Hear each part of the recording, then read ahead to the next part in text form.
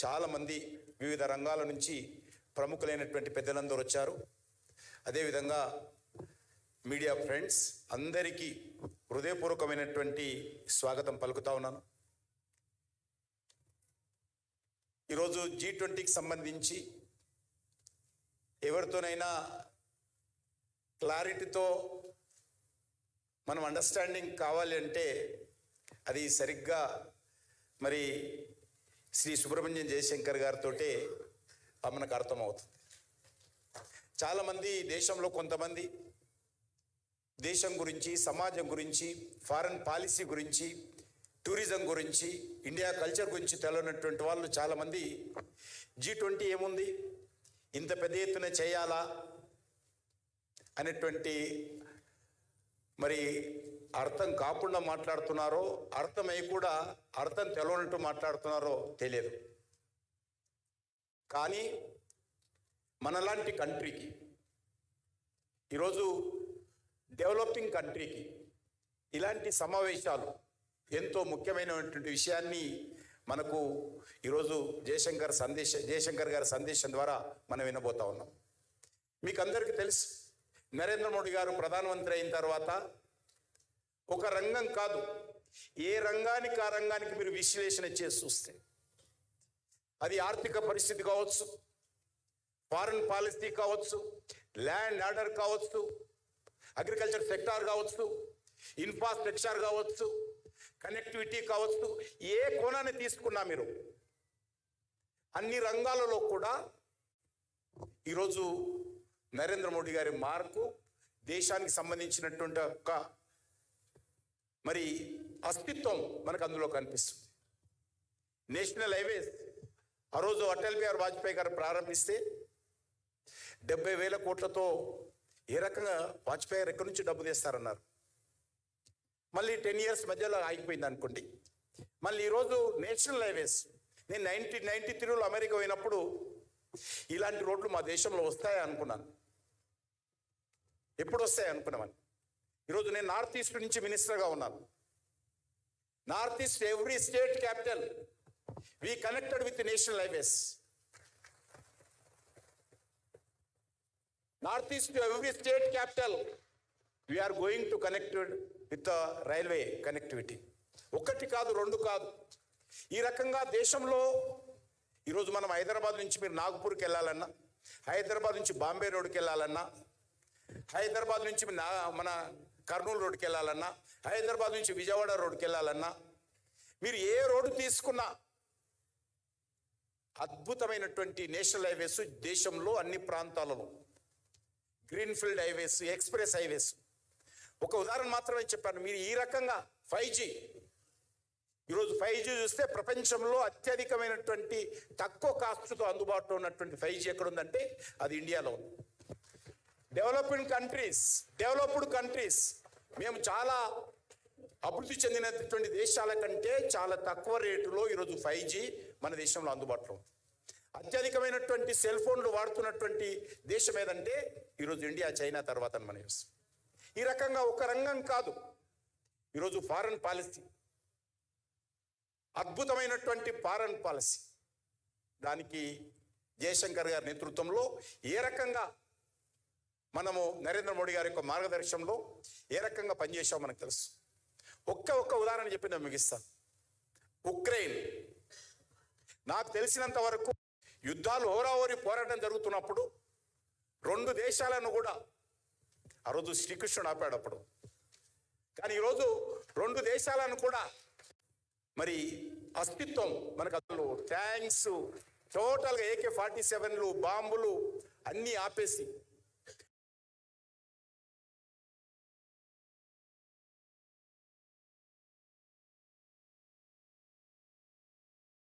కూడా tricolour flags పెట్టుకొని వాళ్ళందరూ కూడా ఉక్రెయిన్ నుంచి సుమారు 22,500 మంది విద్యార్థులు, మన తెలుగు విద్యార్థులు కూడా చాలా మంది ఉన్నారు, వాళ్ళందరూ కూడా బయటికి తీసుకొచ్చినటువంటి ప్రపంచమంతా నివ్వెరపడే విధంగా ఈరోజు అద్భుతమైనటువంటి మరి విదేశీ పాలసీని భారతదేశం నరేంద్ర మోడీ గారి నేతృత్వంలో అవలంబిస్తా ఉన్నాం. అదొక్కటే కాదు, దేశాన్ని గౌరవాన్ని ఏ రకంగా పెంచేది. పాకిస్తాన్ వాళ్ళు చంపేవాళ్ళు, మేము చచ్చేవాళ్ళం, మా బతికింతే అనేటువంటి పరిస్థితి భారతదేశం ఉండింది. ఎక్కడ చూసినా బాంబు పేలుళ్ళు, ఆర్డీఎక్స్లు, ఐఎస్ఐ యాక్టివిటీ, మన గోకుల్ చాట్ బండార్, లుంబిని పార్, లేకపోతే దిల్సుఖ్నగర్ బస్ డిపో, లేకపోతే బాంబేలో 7 రైళ్లలో ఒకటేసారి. ఏం చేసేవాళ్ళం మనం? సంతాపం ప్రకటించేవాళ్ళం, లేకపోతే సాయంకాలం టైము క్యాండిల్ మార్చి చేసేవాళ్ళం. మాలాంటి సంస్థలు ఏవైనా చిన్న చిన్నవి ఉంటే మేము పాకిస్తాన్ ఫలాగ్ తగలబెట్టేవాళ్ళం. 2 రోజుల తర్వాత మర్చిపోయేవాళ్ళం. ఆ రకంగా పాకిస్తాన్ వాళ్ళు చంపేవాళ్ళు, మనం చచ్చేవాళ్ళం. ఇది మా కర్మ అనేటువంటి ఆలోచనతో ఉన్నటువంటి పరిస్థితుల్లో నిద్రలో ఉన్నటువంటి మన ఉగ్రవాదులను, మన యొక్క ఉగ్రవాదులు నిద్రలో ఉన్నటువంటి మన సైనికులను పఠాన్ కోట్ దగ్గర చంపి వెళ్తే, ఆ రోజు నరేంద్ర మోడీ గారి నాయకత్వంలో పెద్దలందరూ కూర్చొని ఆలోచించి మన సైనికులకు, మన సెక్యూరిటీ ఫోర్సెస్కు ఫ్రీ హ్యాండ్ ఇచ్చి, మీరు ఏం చేస్తారో చేయండి, ఫ్రీడమ్ ఇస్తా ఉన్నాం, కానీ మన సైనికులను చంపినటువంటి ఆ ఉగ్రవాదులను తుదమిట్టించాలని చెప్పినప్పుడు మనము సెటిలైట్ ద్వారా వాళ్ళు ఎక్కడి నుంచి వచ్చారు, ఎవరు వచ్చారు, ఎప్పుడు చంపారు, ఎక్కడున్నారు, ఇప్పుడు వెళ్ళి ఏ క్యాంపస్లో ఉన్నారు, సెటిలైట్ ద్వారా కనుక్కొని మరి ఆ ఉగ్రవాదులను మట్టిపెట్టి, మీరు చంపితే మేము చచ్చేవాళ్ళం కాదు, మీరు ఒక ప్రాణం తీస్తే మేము 10 ప్రాణాలు మా దేశం కోసం తీస్తామని ప్రపంచానికి మన గొప్పతనాన్ని చాటి చెప్పినటువంటి అద్భుతమైనటువంటి దేశ గౌరవానికి సంబంధించినటువంటి మరి పాలసీలు తీసుకోవడం జరిగింది. ఈ రకంగా అనేక ఏ రంగంలో తీసుకున్నా, మీరు ఇంతకుముందు చెప్పినట్టు కనెక్టివిటీ తీసుకున్నా, లేకపోతే అగ్రికల్చర్ విధానం తీసుకున్నా, లేకపోతే ఈరోజు దేశ గౌరవానికి సంబంధించినటువంటి అనేక విషయాలలో నరేంద్ర మోడీ గారి నాయకత్వంలో అద్భుతమైనటువంటి ప్రగతి సాధిస్తున్నాం. అందులో భాగంగా ఈరోజు G20, మీకు ఒక్క విషయం చెప్తాను. G20 ఇంతకుముందు చాలా దేశాల్లో జరిగింది. ఇంతకుముందు ఇండోనేషియాలో జరిగింది. ఆ ఇండోనేషియాలో జరిగినటువంటి అన్ని సమావేశాలు కూడా ఆ దేశ రాజధాని బాలిలో మాత్రమే జరిగాయి. చిన్న ఉదాహరణ చెప్పి నేను ముగిస్తాను. అన్ని సమావేశాలు కూడా ఆ రాష్ట్రధాని బాలిలో జరిగాయి. అంతకుముందు జరిగినటువంటి సమావేశాలు కూడా స్టేట్ క్యాపిటల్, నేషనల్ క్యాపిటల్లోనే జరిగాయి. కానీ ఈరోజు మన నరేంద్ర మోడీ గారు కానీ జయశంకర్ గారి ఆలోచన ఢిల్లీలో కాదు జరపాల్సింది, ఢిల్లీలో కూడా జరగాలి, కానీ దేశంలో అన్ని ముఖ్యమైన నగరాల్లో జరగాలని నిర్ణయించారు. ఇటీవల టూరిజానికి సంబంధించినటువంటి ఫస్ట్ మీటింగు కచ్లో జరిగితే, మేము ఎయిర్పోర్ట్ నుంచి బయలుదేరి కచ్కి వెళ్ళేంత వరకు కూడా, భుజ్ ఎయిర్పోర్ట్ నుంచి కచ్కి వెళ్ళేంత వరకు కూడా దారి పొడుగున గ్రామాలని తెరలొచ్చి మొత్తం వస్తున్నటువంటి G20కి సంబంధించిన డెలిగేట్స్ బస్సెస్ ఏవైతే ఉంటాయో ఆ బస్సుకు స్వాగతం పలుకుతూ గ్రామీణ ప్రజలందరూ కూడా అద్భుతంగా డ్యాన్సులతో మరి ఆ రోజు ఇటీవల జరిగినటువంటి సమావేశాలు ఒక దగ్గర కాదు, దేశంలో ఎక్కడ జరిగినా కూడా. అందుకే 56 నగరాలలో 250 సమావేశాలు ఈ యొక్క G20 కంట్రీలో సంబంధించినటువంటి సమావేశాలు జరుగుతూ ఉన్నాయి. G20 కంట్రీకి సంబంధించిన డీటెయిల్స్ అని వారు చెప్తారు. ఒకటే, ఇందులో మన యొక్క సంస్కృతి, మన యొక్క పర్యాటక కేంద్రాల, మన యొక్క జీవన విధానము, మన తినే తిండి, మన భాష, మన కల్చరు ఏ రకంగా ఈరోజు ప్రపంచ దేశాలకు ఈరోజు, ఎందుకంటే G20 కంట్రీకి సంబంధించినటువంటి ఇంపార్టెన్స్ సుభాష్ రెడ్డి గారు చెప్పారు. నేను మళ్ళీ దానికి సంబంధించినటువంటి డీటెయిల్ చెప్పదలుచుకోలేదు. ప్రపంచాన్ని శాసించేటువంటి దేశాలు ఏవైనా ఉన్నాయంటే అవి G20 కంట్రీకి సంబంధించినటువంటి సమావేశాలు. ఆ G20 కంట్రీకి సంబంధించినటువంటి ఒక రంగం కాదు, అది టూరిజం కానీ, అది కల్చర్ కానీ, ఆర్థిక శాస్త్రవేత్తలు కానీ, లేకపోతే ఆర్థికవేత్తలు కానీ, లేక అన్ని రంగాలకు సంబంధించినటువంటి యూత్ లీడర్స్ కానీ, సెక్యూరిటీకి సంబంధించిన లీడర్స్ కానీ, G20కి సంబంధించినటువంటి ఈ రకంగా 250 రకాల సమావేశం, 250 ఇండస్ట్రియలిస్ట్ నుంచి మొదలు పెడితే ఉమెన్ ఎంపవర్మెంట్ నుంచి, యూత్ ఎంపవర్మెంట్ నుంచి, విలేజ్ ఎంపవర్మెంట్ నుంచి, అగ్రికల్చర్, అన్ని రకాలుగా 250 రకాల సమావేశాలు ఇండియాలో డిసెంబర్ నుంచి 22 నుంచి డిసెంబర్ 2023 వరకు ఒక ఇయర్ పాటు సమావేశాలు జరుగుతున్నాయి. ఈ సమావేశాలన్నీ కూడా 56 నగరాలలో జరగబోతా ఉన్నాయి. ఈ 56 నగరాల్లో జరిగినటువంటి సమావేశాల ద్వారా సుమారు చాలా వేలాది మంది ఫారిన్ డెలిగేట్స్ వస్తారు. Important cream of the world ఆ యొక్క G20 కంట్రీకి సంబంధించినటువంటి సమావేశాలలో ఇండియాకి రాబోతున్నారు. వచ్చినప్పుడు మన దేశానికి సంబంధించినటువంటి మరి ఎవరైతే ఈ సమావేశాలకు వస్తారో ఆ డెలిగేట్స్ తిరిగి ఆ సమావేశాల నుంచి వాళ్ళ దేశాలకు వెళ్ళినప్పుడు, వాళ్ళ నగరాలకు వెళ్ళినప్పుడు, వాళ్ళ ఇంటికి వెళ్ళినప్పుడు వాళ్ళందరూ కూడా ఇండియా అంబాసిడర్స్గా మారిపోయి భారతదేశంలో మేము వెళ్ళినప్పుడు అద్భుతమైనటువంటి స్వాగతం ఇచ్చారు, అద్భుతమైనటువంటి ఆతిథ్యం ఇచ్చారు, అద్భుతమైనటువంటి నగరం అది, అద్భుతమైనటువంటి కల్చర్ వాళ్ళది, అద్భుతమైనటువంటి పర్యాటక కేంద్రాలు ఉన్నాయి. ప్రపంచంలో ఏ దేశంలో లేనటువంటి మరి అతి ప్రాచీనమైనటువంటి కళా సంపద ఎక్కడుందంటే అది భారతదేశంలో ఉందని ఈ దేశానికి వచ్చేటువంటి ప్రతి టూరిస్టు, ఈ దేశానికి వచ్చినటువంటి ప్రతి డెలిగేటు భారతీయ అంబాసిడర్గా వాళ్ళ దేశాలలో వెళ్ళి మన దేశం గురించి ప్రచారం చేయాలనేటువంటి లక్ష్యము ఈరోజు నరేంద్ర మోడీ గారు ఒక వేసేటువంటి ప్రతి అడుగు, మాట్లాడేటువంటి ప్రతి మాట వెనుక ఎన్నో రకాలుగా ఆలోచన చేసి ఆయన ముందుకెళ్తూ ఉంటాడు. కాబట్టి G20 కంట్రీస్ సంబంధించి కూడా ఈరోజు 56 నగరాలు అద్భుతంగా అలంకారం చేస్తూ ఉన్నారు. కొన్ని నగరాలు చేయడం లేదు, అది వేరే విషయం అనుకోండి. మీకు తెలియదు కాబట్టి నేను చెప్తున్నాను. అద్భుతమైనటువంటి అలంకారం చేస్తూ ఉన్నారు, చాలా అద్భుతంగా జరుగుతూ ఉన్నాయి, ప్రజలందరూ పాల్గొంటున్నారు. ఏ ప్రాంతానికి వెళ్తే ఆ ప్రాంతానికి సంబంధించినటువంటి సాంస్కృతిక కార్యక్రమం, ఏ ప్రాంతానికి వెళ్తే ఏ నగరానికి వెళ్తే ఆ నగరానికి సంబంధించినటువంటి ఆహారము, ఎక్కడ వెళ్తే అక్కడ మేము గుజరాత్కి వెళ్తే అనేక రకాలుగా గ్రామీణ ప్రజలు ఎవరైతే సెల్ఫ్ హెల్ప్ గ్రూప్స్ వస్తువులు బట్టలు తయారు చేస్తారో వాళ్ళు తెచ్చి డెలిగేట్స్ ఇవ్వడం, సెల్ఫ్ హెల్ప్ గ్రూప్కి సంబంధించినటువంటి ఐటమ్స్ ప్రొడక్ట్స్ తయారు చేస్తారో వాళ్ళు వచ్చి వాలంటీర్గా వాళ్ళకి ఇవ్వడం, వాళ్ళు ఏ రకంగా తన్మయం పొందుతున్నారో ఆ డెలిగేట్స్ అర్థం కానటువంటి పరిస్థితి. అద్భుతంగా ఆ రకంగా వాళ్ళందరినీ కూడా మనం కల్టివేట్ చేసి మన దేశాన్ని యొక్క సంబంధించినటువంటి గొప్పతనాన్ని వాళ్ళ ద్వారా ప్రపంచానికి చాటేటువంటి ప్రయత్నం చేస్తూ ఉన్నాము.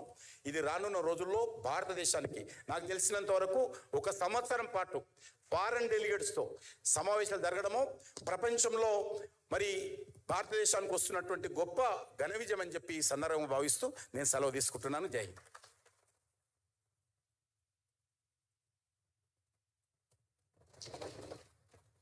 సభాముఖంగా కిషన్ రెడ్డి గారికి ధన్యవాదాలు. Thank you so much, sir, for your insightful and informative talk. We are really overwhelmed with understanding how India's tourism has gone to the next level under the leadership of Narendra Modi ji and you too. And now, may I request Ms. Swati Satyabama garu to present a patriotic song. Thank you. Vandana माँ तुझे वंदना, हम करें तेरी आराधना, शान तेरी बढ़ाए, मान तेरा बढ़े, लो हमारा सलाम, पुण्य भूमि कर्म भूमि भारत माता। वंदना माँ तुझे वंदना, हम करें तेरी आराधना, मानवता का तू ही रूप है विश्व में, एकता का सही रूप दिखलाए, मानवता का तू ही रूप है विश्व में, एकता का सही रूप दिखलाए, भिन्न धर्मों का संगम मेरा भारत महान, हाँ इशारा मोहब्बत ये है भारत महान, हम करेंगे तन को मन को अर्पण, माननीय वंदनीय भारत माता।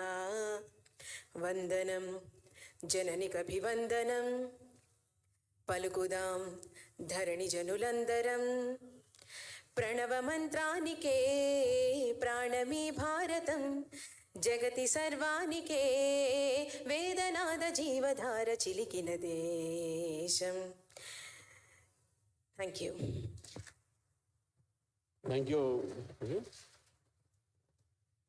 So before we proceed with our chief guest speech, I would like to inform sir that today in our gathering there are vice chancellors, serving vice chancellors, retired defense personals, and then we have former DGPs, Mr. Arvind Rao, Mr.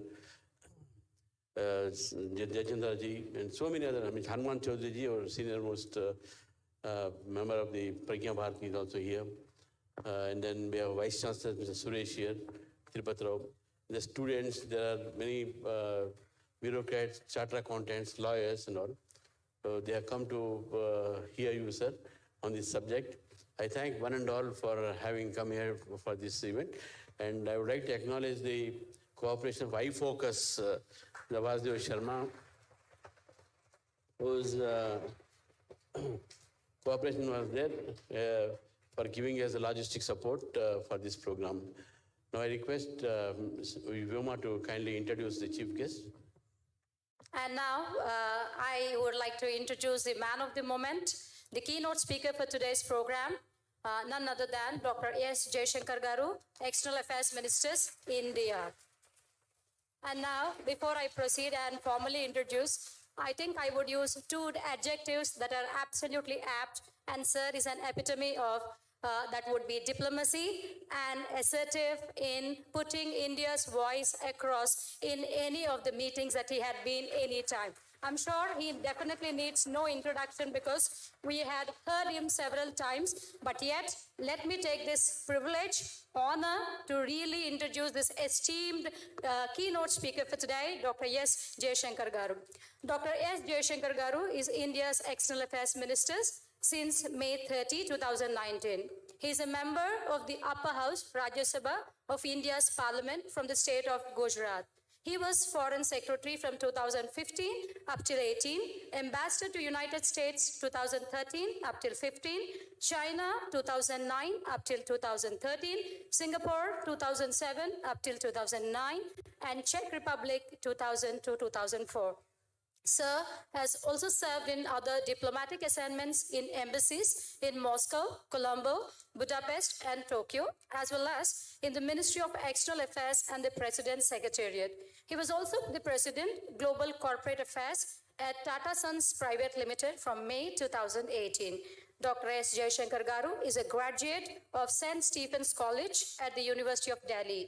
He has a master's in political science and an MPhil and PhD in international relations from Jawaharlal Nehru University, Delhi. He is a recipient of the Padma Shri Award in 2019 and has written a widely acclaimed best-selling book, The India Way, Strategies for an Uncertain World, which was published in 2020. May I now request Sir to definitely deliver a talk and a message to us to really make us all think at the end of his speech. Thank you so much, sir. We all welcome you. May I request all of you to put your hands together.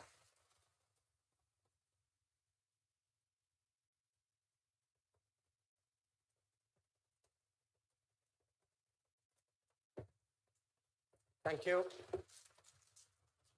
Thank you very much.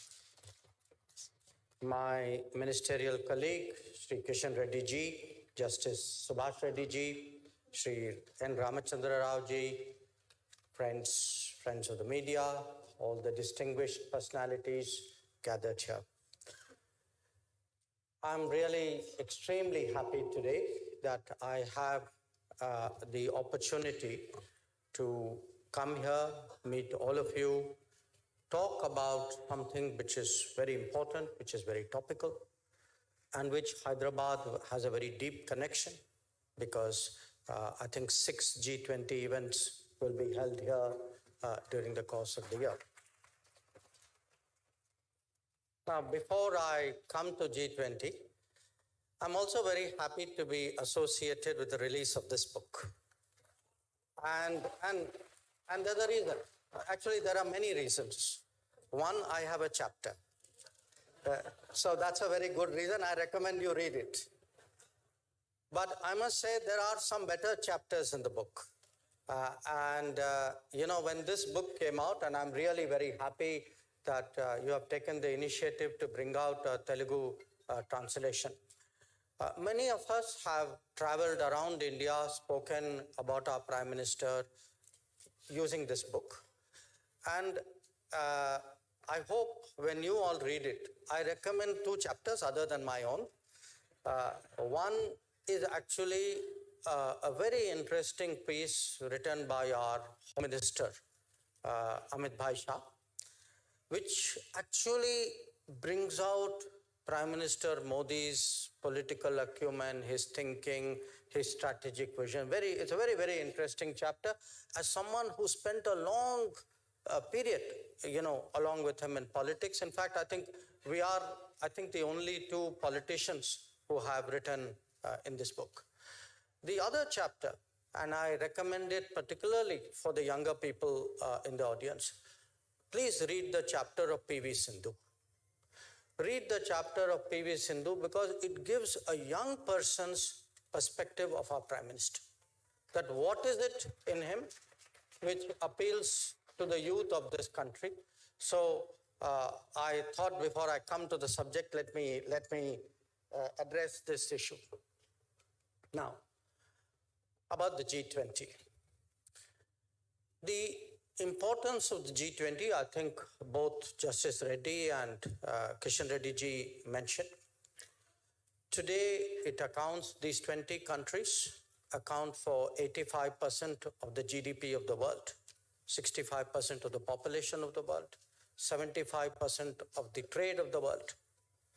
But in reality,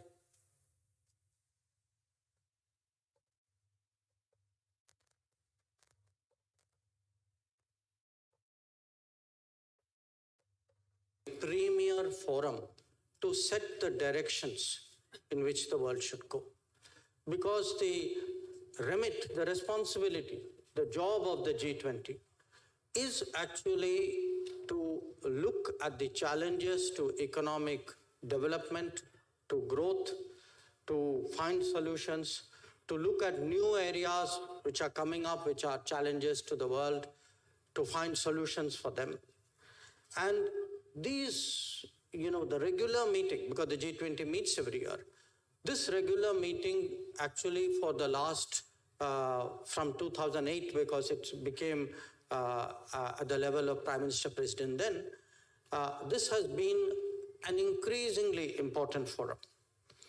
Now, this forum has, of course, a meeting at the President Prime Minister level, which will happen in September.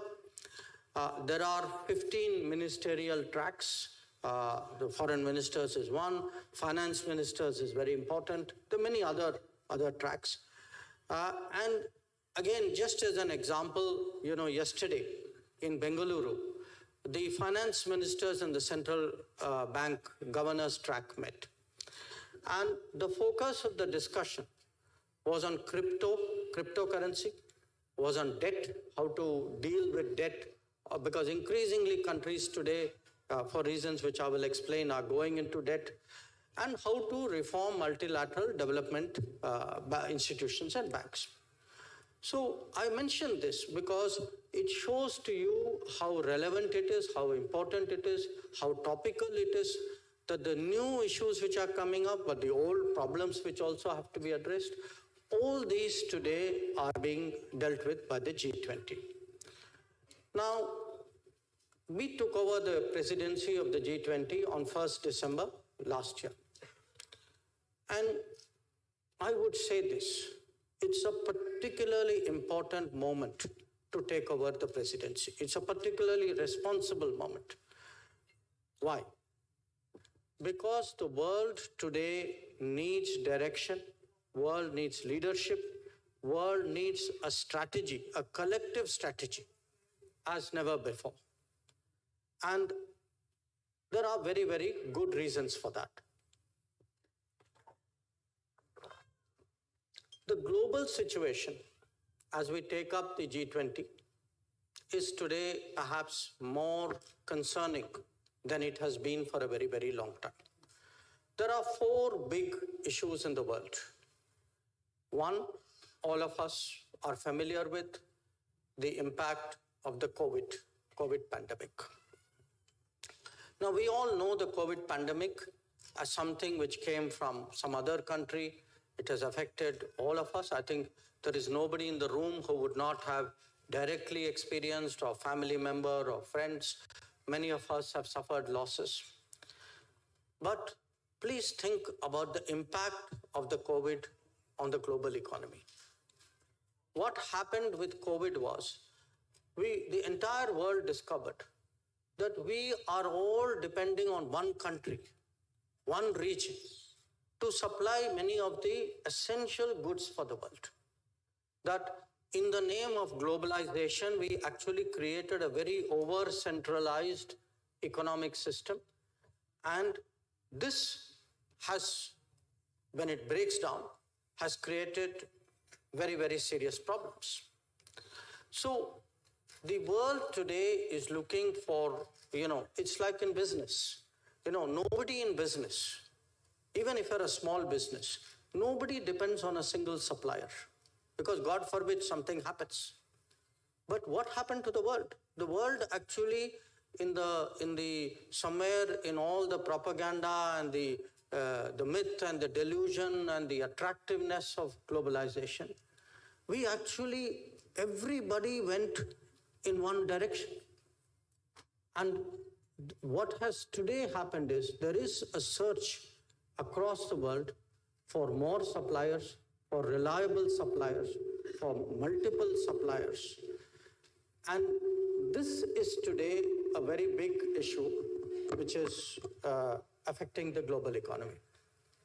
A related issue, because the COVID put a lot of stress on the economies of different countries. We have seen in our own region, every one of our neighbors is having some difficulty, some more severe, some less severe. Now, the debt issue has become a very serious issue.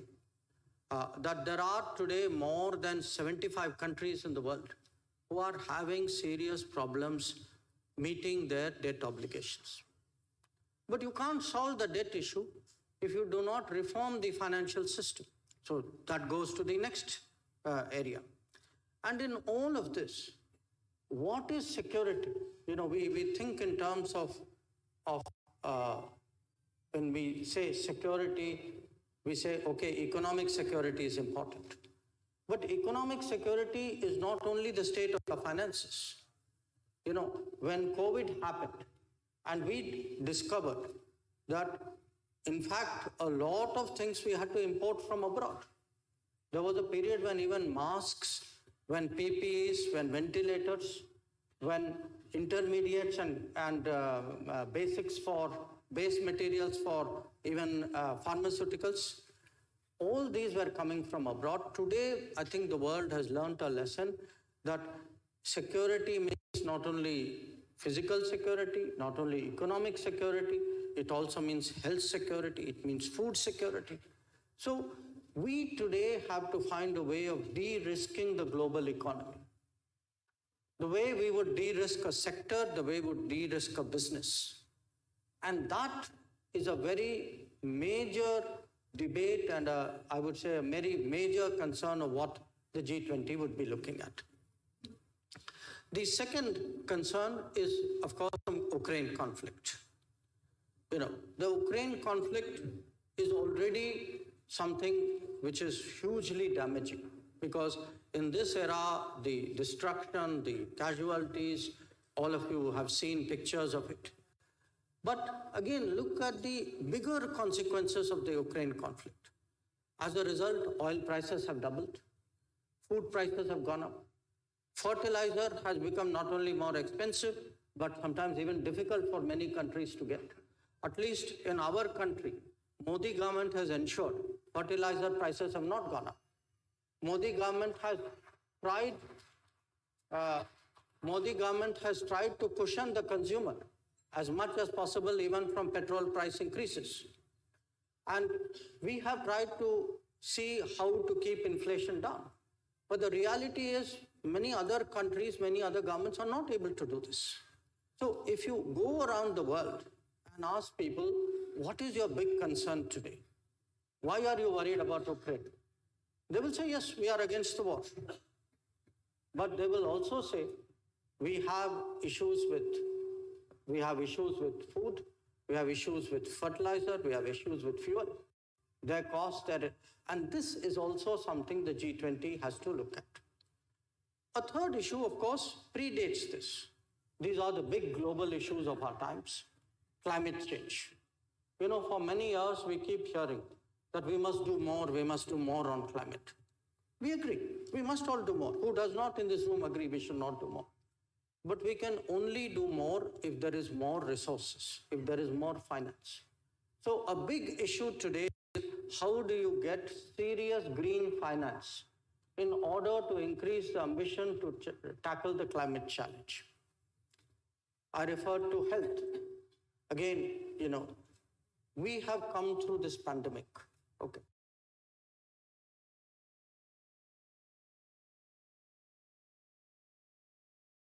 Turn which they, were given. I tell you, as someone who's traveling during COVID from 2020,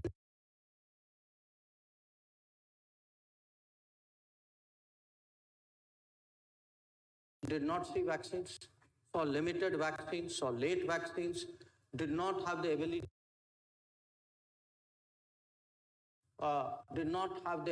to get it into their population, could not get the shots in the arm. So pandemic today has left a very deep psychological scar in the world, but a deep sense of anger that the developed countries looked after themselves during the pandemic, and barring India, and I will talk about that separately, barring India, very, very few countries actually made an effort to think about the rest of the world. And then, of course, there is terrorism. There was a time when, and we, still are particular targets, but more and more there's a realization it's a global issue. And that financing is a key part of blocking, how to block the financing is very important for countering terrorism. So, COVID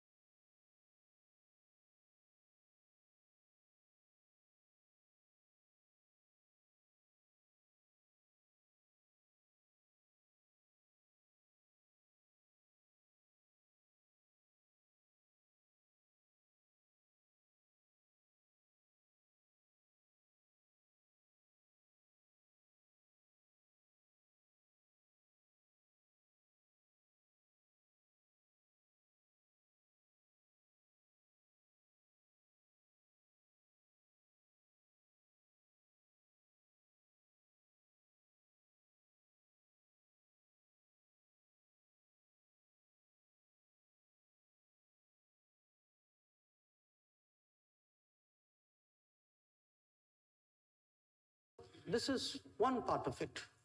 There's another part of it. There are roughly about 200 countries in the world. At the G20, the 20. We have called another 9 countries as guests, so let us say there are 30. 170 countries have an interest in what is the most important meeting in the world, but they are not there. Now, for the first time, one country, one prime minister decided, I will now talk to those countries and also get their views about how the G20 would be run, and particularly the countries of the global south. Countries of the global south, because these are developing countries, they are the countries who are hurting the most today in this situation. So if you ask me today,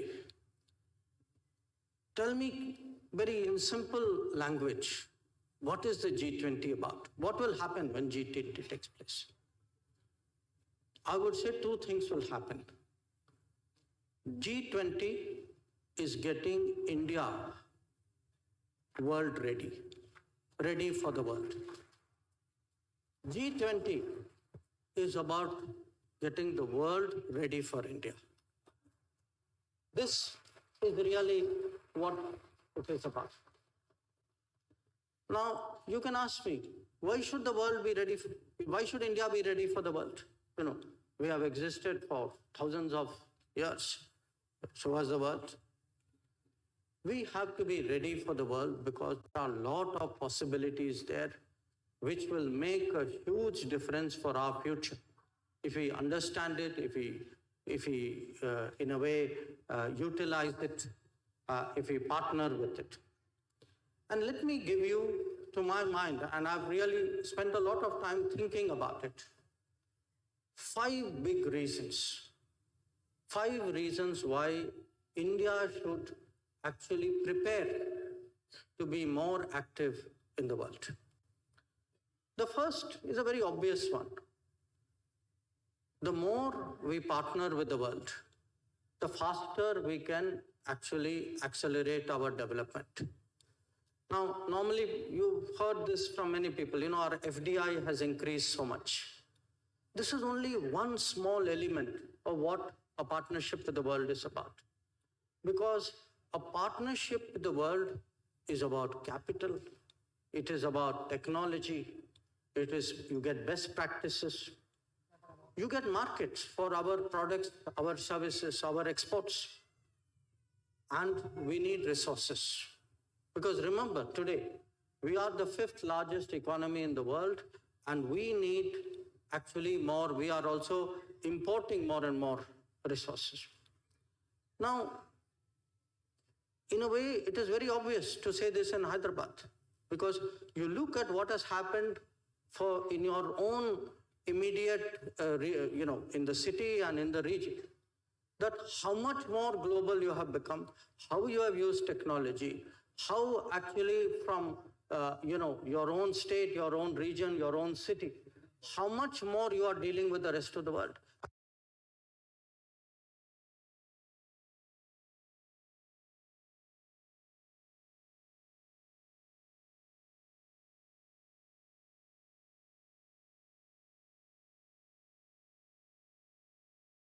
We have to think of the world today as a global workplace.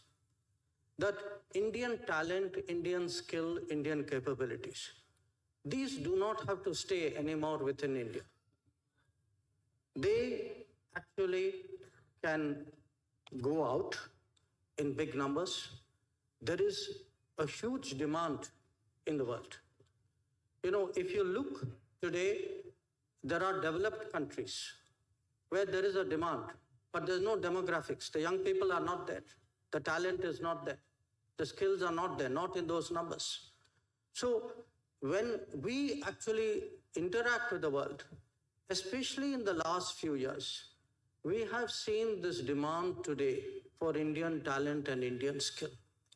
But if we have to get the full benefit of it, we will get it only when in India we prepare for it, that we ensure there is skills, that there is education, that there is talent, there is innovation, and there is protection and fairness to the people who go outside. But today, the one big part of what is happening between us and the world is the world as a workplace. We should prepare for that.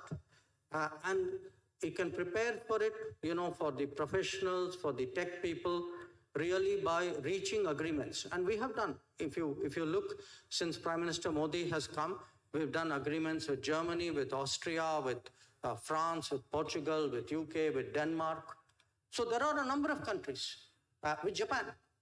And we have opened these societies as workplaces for our skills and talent. But there are also, other economies where actually blue-collar workers go in very large numbers. If you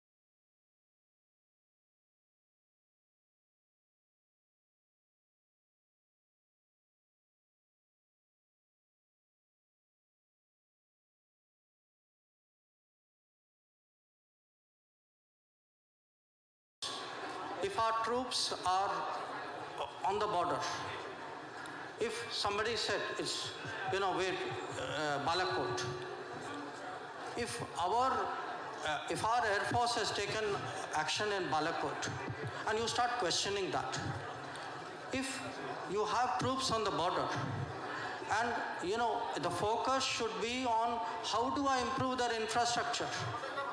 How do I give them the right weapons? How do I make sure they can have the cold weather, clothing to last out there? Because I cannot have a repeat of 1962. So, for me, it's actually, I'm really disappointed when I see national security issues made into party politics. I think the country deserves better than that. This is not, somebody said this is New India asking the question. I think New India expects the rest of India to behave better than that. So, on debt trap, yes, I think we are very, very, we've been advocates of responsible lending, of connectivity which is viable. These are not new issues, but they are issues on which we have long taken a position. And finally, somebody made some, no, please. Please, sir, Somebody, sorry, I will do one thing. I will tell Mr. Rao next time I should do a session with all of you, maybe by video conference. we always love to have you here. Today, I think I need to head out. So thank you all once again. Thank you. Thank you. Thank you very much, sir, for your patience answering the question. We have, excuse me, please. We have another 1 minute. We have a board of thanks here. There are many guests here. Sir has. We will. Sir will come again. Please kindly cooperate. Yeah. Okay. That's right. And now I request. One vote of thanks is there.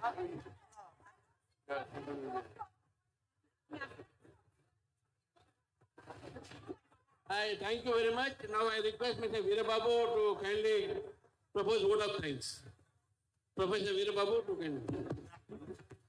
Good evening to Pandit you all. Sanjay ji and On behalf of Forum for Nationalist Thinkers, I deem it a privilege I acknowledge the formal vote presence of of Mr. thanks. Pandit Sanjay, member of the I parliament. express my President profound Bharatiya gratitude Janata Party. to No Honorable one should come. Minister of External Affairs, Sri Jaishankar ji, for sparing his precious time to come here and explain to us the significance of India's G20 presidency.